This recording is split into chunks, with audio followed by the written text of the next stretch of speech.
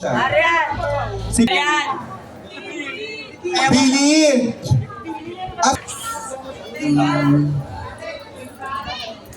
Good evening. Good evening din po. Ito yung katanungan ko para sa Kailangan matutay sa sagot niya. bilang isang bakla, bakit kailangan tayo tanggapin sa lipunan?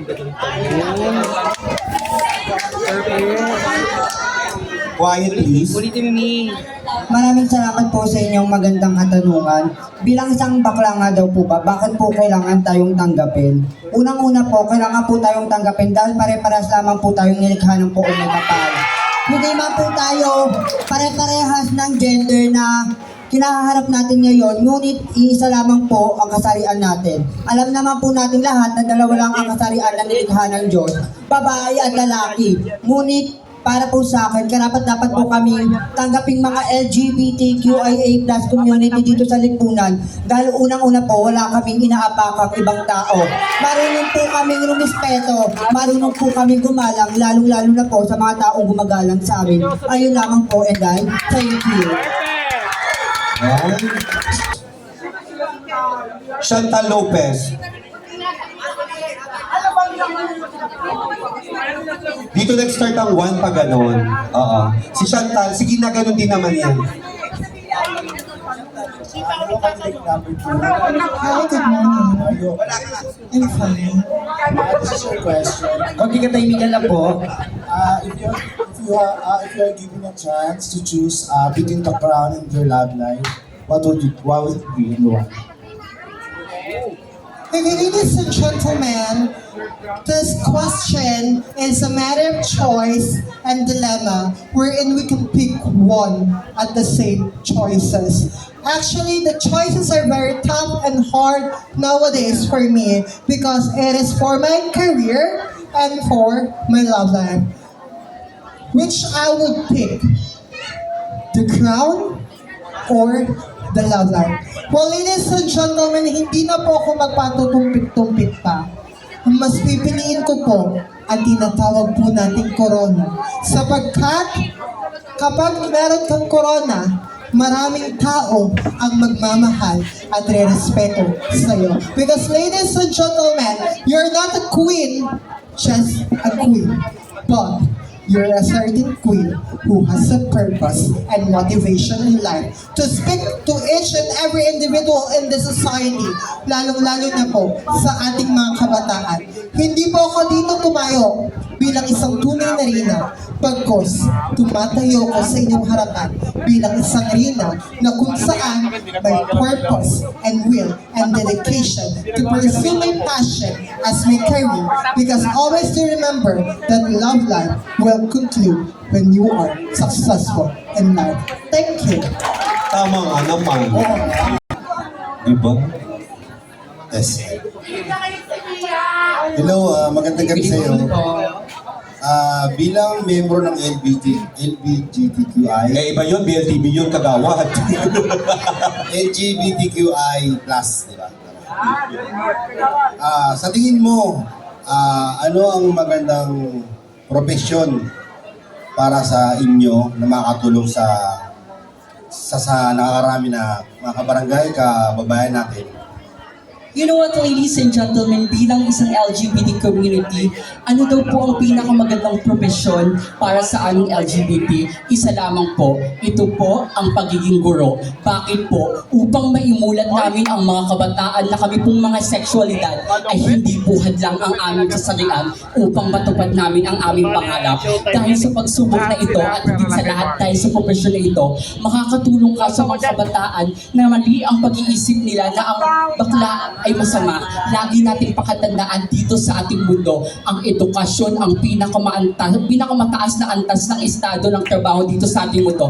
Dahil dito nakatutok kung paano nating turuan ang ating mga kabataan at higit sa lahat ang ating mga kababayan na dito sa ating mundo, ang LGBT community ay dapat natin respetuhin dahil ang respeto ay hindi po yan hinihingi.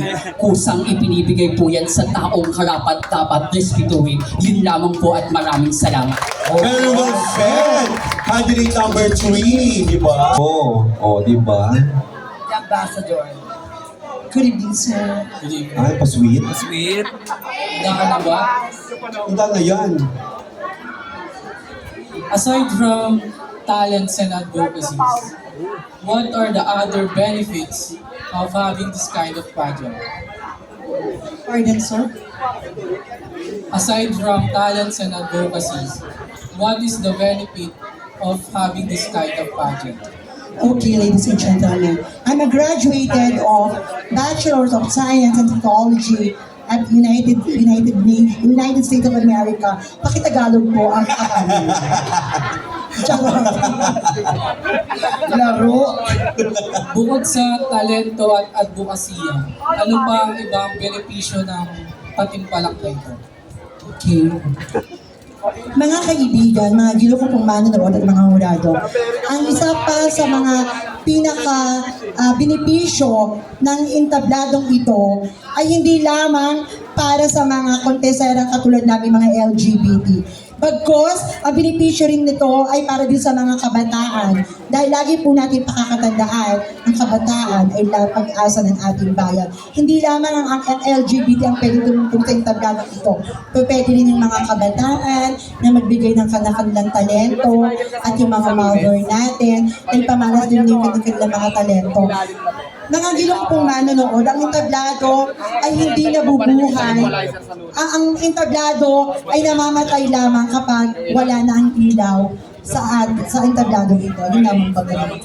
Ano yung totoo? Buhay o patay? Ako po, ito po yung sagot ko. Ano po? Anong katangian ang pinakagusto mo sa iyong sarili at bakit? Okay. Isang napakagandang katanungan ang nayatang sa akin ng isa sa mga hurado. Ano daw po ba ang pinakamagandang katangian na gusto ko sa aking pagkatao? Tama po ba? Ang pinakagusto ko sa aking pagkatao ay yun po ang pagiging positibo ko sa buhay. Na kahit batuhin man po ko ng panlalait kawalan ng respeto, handa pa rin po akong tumayo sa inyo na angiti at positibo. Dahil naniniwala po ako, kapag ikaw ay nagpadali sa kung anong salita at nawala ang salitang positibo sa puso mo, ikaw ay lulubog at higit sa lahat mawawala ng pag-asa, mabuhay sa mundo. Pero kapag ikaw ay isang positibo, ngingiti ka, haharap ka sa kanila, kahit anumang pong ibato nilang panlalait sa iyo, mananatili kang tao dahil alam mo sa sarili mo na pinangakawakan mo ang salitang positibo sa iyo. Maraming salamat po. Medyo pagod kasi nagtrabaho magapon din sa It's okay. Alright. Here's my question. Do you hear me well?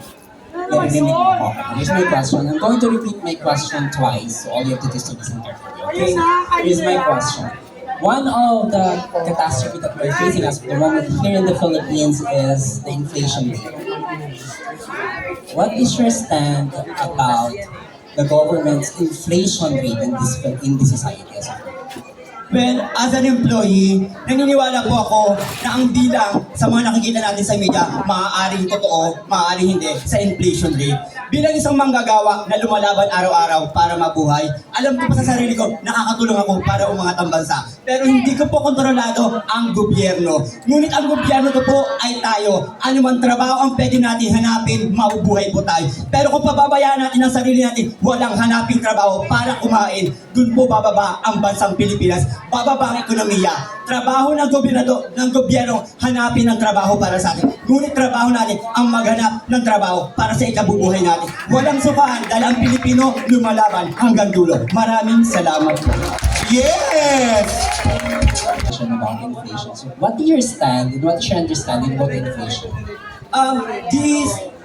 This month or sa panahon po na to, ang alam ko pa ng inflation, medyo nababawasan na. Kasi marami po ang binoto kong, hindi naman nagiging bias kay Pangulong Bongbong Marcos. Alam ko po na gumagalaw siya ng tahimik at buong puso niyang binibigay. Dahil naniniwala ko, ang Pangulong ito nagkaroon ng matinong anak. Dahil kung isa kang masamang anak at masamang magulang, masamang Pangulo, hindi ka magkakaroon ng masamang anak. Natutugod at dayapa sa katulad yung maging Pangulo o maging isang miyembro o magpasunod ng mga tao dito sa Pilipinas. Dahil ang isang Pangulo na matino, gagayahin po ng mga anak niya. At ang anak niya, alam ko, matitino dahil isa po sa mga anak niya.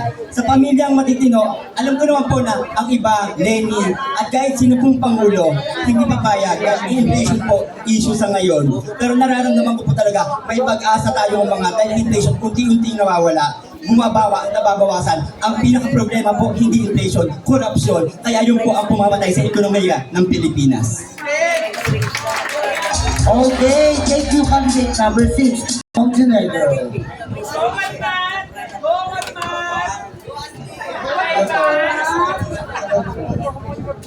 Yung question ko is, sa iyong palagay, ano ang pangunahing problema sa ating bansa? So, okay, sa ating bansa, napakaraming pumapasok sa isipan ko pagdating sa problema. Pwedeng sa edukasyon, pwedeng sa kalusugan, pwedeng sa kahirapan. Ngunit naniniwala ako, lahat ng yan, isa lang ang punot dulo, yon ay ang korupsyon dito sa ating gobyerno. May mga tao na nabubulag sa pera, binuboto nila ang isang tao dahil nababayaran sila. May mga tao na nabubulag sa mga matatalinghagang salita na mga nanunungkulan o tumatakbo. Nais ko lamang pong sabihin sa lahat na gamitin po natin ang ating isip. Tao tayo, may utak tayo. Ano ang silbi ng utak mo kung hindi mo ito gagamitin? Kung ikaw ay magpapadala sa mga matatalinghagang salita, kung ikaw ay magpapadala sa mga sinasabi ng iba, may utak ka, mag-isip ka, huwag kang bumoto ng isang tao na hindi ka sigurado. Bumoto ka ng isang tao na alam mong makakatulong dito sa mundo. Dahil ang korupsyon, yan ay ang pinakasakit ng ating lipunan na hanggang ngayon ay pinakaharap natin. Lagi natin tatandaan, ang 1,000, 2,000 na ibinayad sa iyo para sa boto niya, ilang taong kang maghihiram at maghahalong dusay sa hirap.